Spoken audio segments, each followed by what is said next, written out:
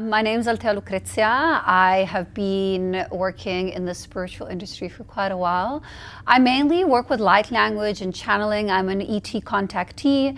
I just really help people become a better version of themselves. I train people also to do what I do. And I like to work organically with each and every one of my clients. So when someone comes to me, whatever their issue is or whatever they're moving through, I try to help them, and I do that with using light language. So light language is the new 5D technology that's been coming in to assist the planetary and the ascension and the awakening process of humanity.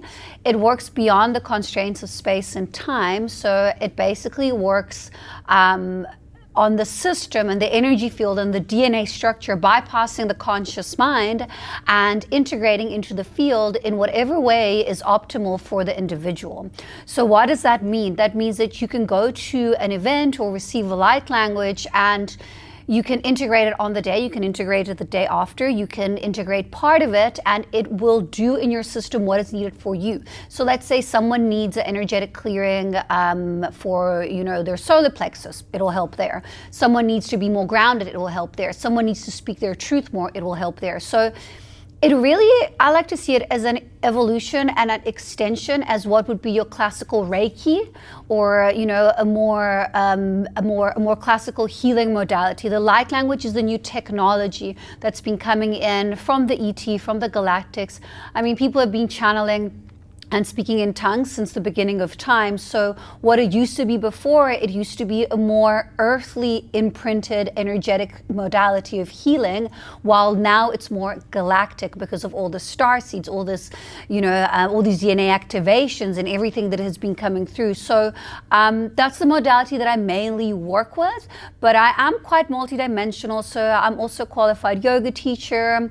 So I do a lot of work with the somatic and the embodiment. I bridge what there is between the 3D and the 5D. So I help people really be grounded and present in their body while also going on the ascension and awakening journey, because you want to be present living in your 3D, but you want to be operating from a 5D template. So that's kind of like a little bit of what I do.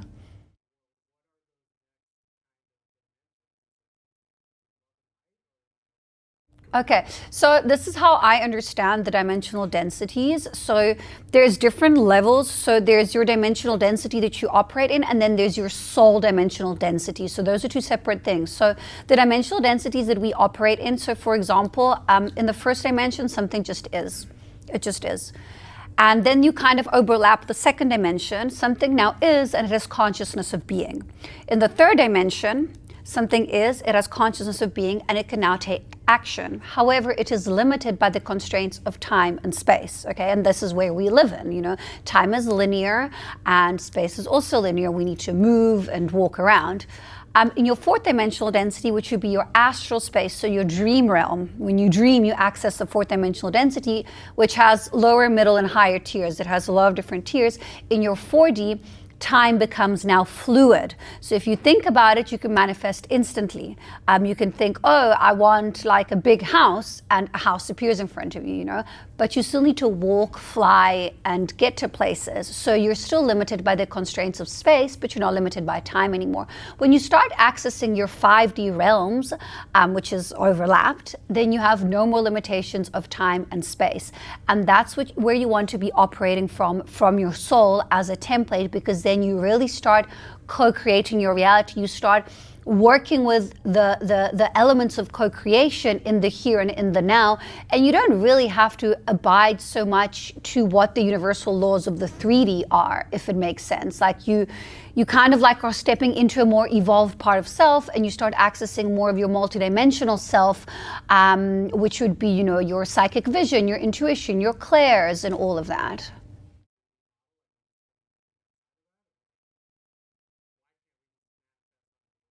Yeah, I think everyone can access their clairs and their psychic powers and vision intuition, but exactly like you said, we get programmed to, and a big one is like sovereignty. You know, we get programmed that we need, that we're not good enough, that we need external things for validation, or people pleasing programming, you know, like not speaking your truth, not being in your heart center because you want to, you know, you don't want to argue, or you want to make sure that everyone around you is okay, when we really need to put ourselves first, but it needs to come from a space of compassion. So I think that a lot of people struggle with boundaries, and boundaries go hand in hand with abundance and manifestation. If your boundaries aren't firm, you're going to really struggle to manifest your reality, because you're going to have holes in your energetic field, so you're not going to feel whole, if it makes sense. So.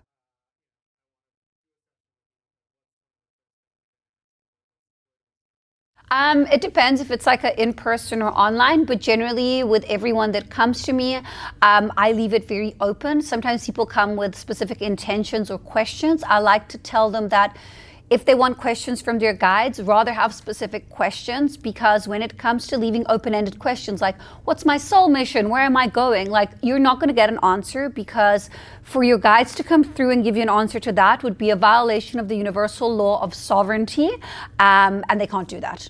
So it's really a matter of like me trying to guide people back to themselves. So then what I would do is we would talk a little bit, and I would figure out where they are in their life, and what they need. And then they would lie down. I would put some frequency music in the background, and then I would open channel and start doing light language on them. If it's in person, I will probably move around, maybe touch certain parts of the body, maybe use crystals. And if it's online, obviously like it's going to be through a screen, but very similar process. And then at the end, I'll debrief them with what has come through and the work that I did and all of that, yeah.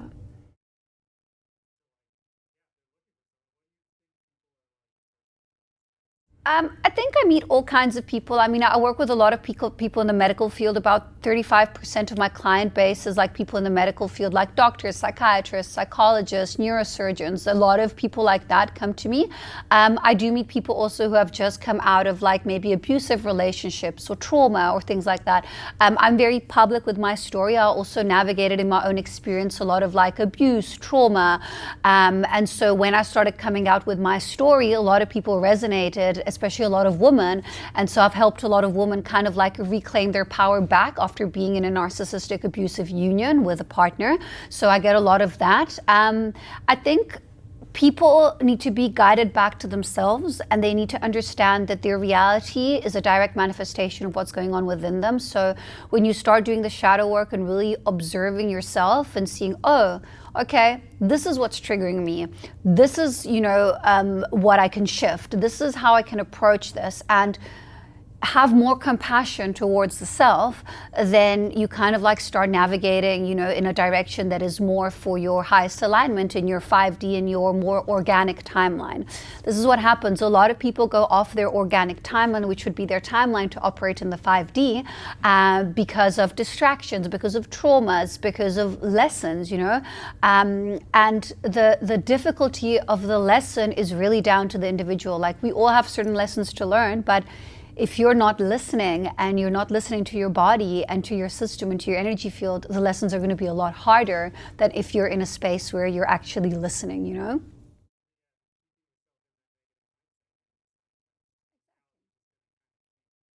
A very practical tool that I like to give people, because I work a lot with the practical, the physical, the embodiment, is really working on grounding. So what is grounding? Like, a lot of people like still struggle to kind of like understand this concept.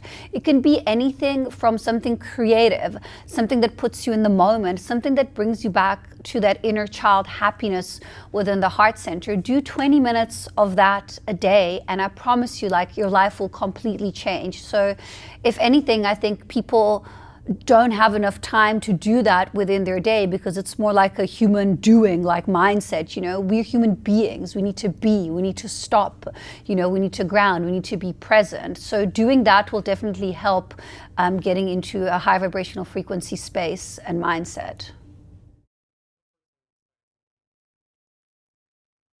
That's a very beautiful question. I think for me, there came a point, and this happens, I think, with a lot of energy workers, and this is what I was shown a few years ago, where your heart chakra opens up to a certain extent, where you merge back with source consciousness and you start operating from the space of unconditional love, where it's not about you anymore. It's about the collective. It's about the planet. There's a bigger picture behind it. So it's almost like your individual personality tends to take a step back, especially when you're channeling light language or other beings. It's very important to, it's an embodied channel, but there also needs to be discernment, or else there'll be distortion. So for me, I can say, that I feel like guided by a higher power, I guess, in a way, and a bigger purpose. And yeah, it's not about me. It's not about, yes, I'm a person, I'm a human being living this experience, but everything that I do and I'm consciously aware of, I try to do in a way that is assisting on a collective level. Yeah, a lot, so much. Light language clears a lot. Every single session that I have, I'm learning and I'm clearing, like I clear myself as other people are clearing, and then there's specific activations. Like light language is such a powerful tool, I find, for energy healing, because again, it's intelligent. So it goes where it's needed for the person at that moment in time. So personally, yeah, it's like an amazing tool, I think. I think it was very interesting because, like, I mean, since I was a child, I always had psychic vision, intuition. So I was always channeling in some ways. I would have like dreams and then they would come true, or like I would see things, and then I kind of shut it off in my teens. And then my light language opened up in 2017. And I was moving through a lot of emotional things, and that's when I felt like, as my channel started opening up more, I started working with my channel and trusting my channel and trusting myself and asking it like, okay, please, there's like a heaviness in my heart, can we move through this and clear this? And then it kind of like became this wonderful union between the two that helped me move through a lot. So for about a year, I just did light language on myself and cleared my system before I was ready to work on other people.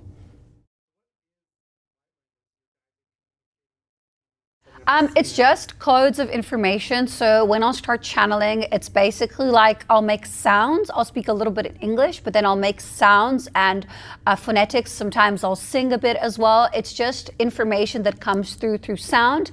And if your vision is activated and you can see, you will see the sound coming through being sacred geometry and then anchoring within the 3, 4, and 5D structure of the earth, and in that way assisting in raising the vibrational frequency. So it's a very multidimensional modality, and I think, yeah, it's not the easiest to explain in human words, because sometimes you'll see these like geometry shapes and colors and things that are so beyond what we're used to seeing in our, conscious awareness spectrum, that you're like, oh, okay.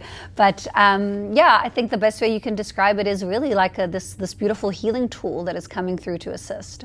Yeah, so basically the way I see it and how I understand it is this phonetic that's coming through. So is these sounds which are encoded with information. Light is information, so it's sounds which then come through as these sacred geometry structures, which then get anchored within the grid structure of Earth and then raise the vibrational frequency of the planet.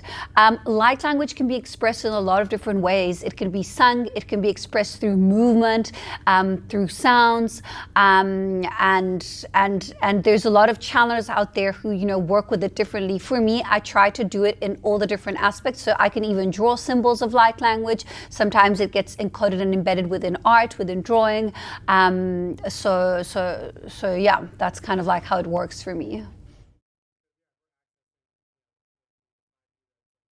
Well, we still anchored within the 3D, but I would say that, there's people who trance channel, so they actually like leave when they channel. That's not really how I work. My channel is very integrated and embodied. So the way my energy field and system operates is I've got channels within channels. So even my energetic channel operates on a multidimensional level. So I'm very present when I channel. I'm here. Like even with my clients, I say to them, okay, I'm channeling, but if you need me to stop or you need something, like I'm here. I don't like leave and then come back. Like that's just like how my system works. But I know there's a lot of channelers who are trance channelers and they leave. And then I guess for them, it would be more of a dream state. For me, I'm very much aware and present.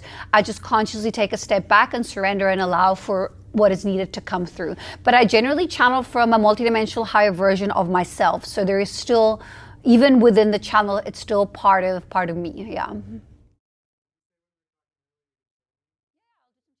So I'm going to be doing a light language transmission now. We'll see what comes through, generally what is needed for whoever is listening at that moment in time. So I just invite you to close your eyes and start anchoring into the body. And as you find your comfortable breathing rhythm, with every inhale you breathe in light, and with every exhale you release all that doesn't serve you anymore. And as you relax body, system, and energy field, you stay in a space of openness and oneness. And as we call on the Archangelic Collective, Michael to the south, Uriel to the north, Raphael to the east, and Gabriel to the west, we call on Archangel Metatron with his blue cloak of protection from above, and sound off on to seal the grid from below. As we call on our higher selves, our spirit guides, and anyone else who wishes to be present for the greatest and highest good, you're welcome in the space. Remembering to listen with your heart and not your mind. As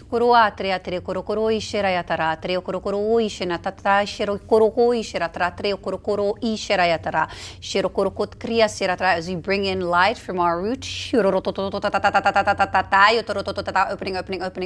opening systems, opening. Rato korokoi shirayata kakakre tere kura isirayata kra nana iaratre korokua ishieta karatre asiero tokoro trieta kra, calling in more light, divine rays, anchoring as we open and expand, clearing, releasing, opening, letting go of all that does not serve you, opening, expanding into more light, divine rays, anchoring.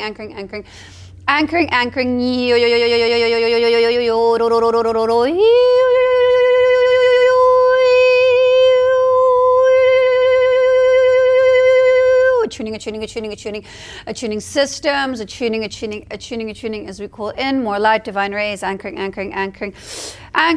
into structures, expanding, codes of knowledge coming in, anchoring, clearing, releasing, letting go, krato koroko ishera yatra, nratreo koko cry, create kero kor, naratreo to kora, si, narayesharatra, tiero kora tre, siet kora, tiet marat, korokora, tre.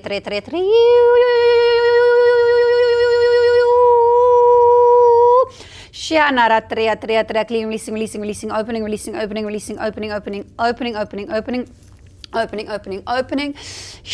Ruayata crea tre tieto coco ratrea sieto cora ishera tran rain nera terra caraishia.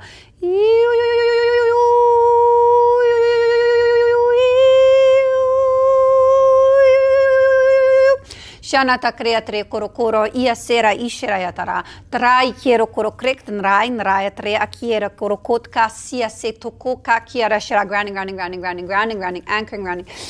anchoring more light, attuning divine rays coming in, anchoring angelic rays or rays rainbow rays, anchoring into systems, expanding, attuning, expanding, clearing, releasing, letting go.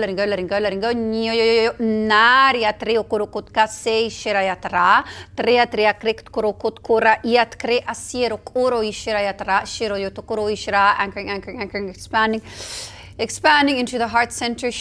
Kurua ishero kua ishirayatra, kurukua ishirayatra, shiro yotokoro ishirayatra. Krayo shirayatra, so grounding, anchoring. Closing, sealing, closing, sealing, peripheral, clearing, releasing, anchoring,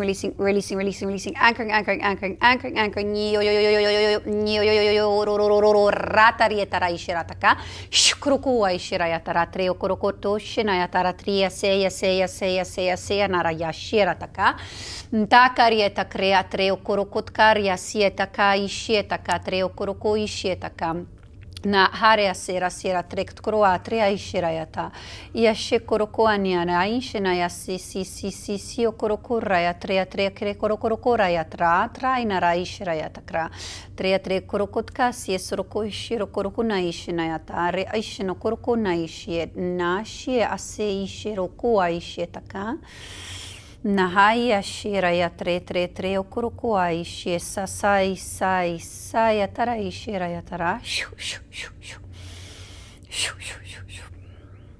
Okay. As you gently can start coming back into the body, grounding back into the physical vessel, just taking your time to arrive back into the now, the present moment. Whenever you feel ready, you can open your eyes. There's no rush. It can take like a few days to recalibrate in the system.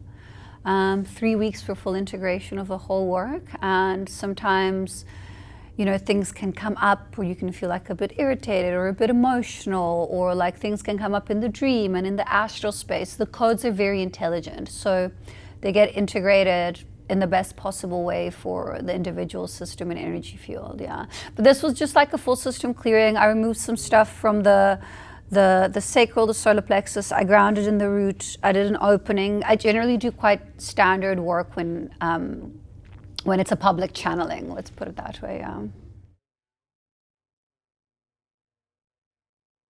Yeah, I mean, I am very happy to be on Earth right now. I'm very excited for humanity. I am one of these people, without, you know, spiritually bypassing anything, I am really like very positive and happy for where humanity is. I have full trust in humanity. I think that the ascension process is beautiful. I think we all in such like high vibrational frequency spaces, you know, especially at these conferences and when we all come together. And I think I've been seeing the awakening of consciousness rising so exponentially quickly in the past like few years. Because when I started doing channeling light language in 2017, there were maybe 10 channelers online. Now there's like tens of thousands.